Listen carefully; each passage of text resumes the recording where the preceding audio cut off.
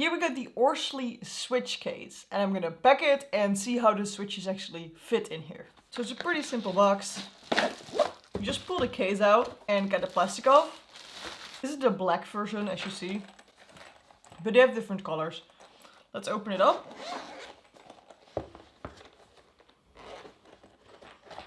We can see we can have 1, 2, 3, 4, 5, 6, 7, 8 gaming slots here. We've got some extra space for Joy-Cons or the loader. Not the whole dock. You can't bring the whole dock in a carry case. And this is a place for a Switch with some straps to keep it in place. You have a normal Switch and a Switch OLED, but they would both fit in here. This is my normal Switch. You recognize it because of the black border here. Looks like it fits. Closes up. So that's nice. This is my Switch OLED. You can see the difference because there's almost no black border here. So put it in here.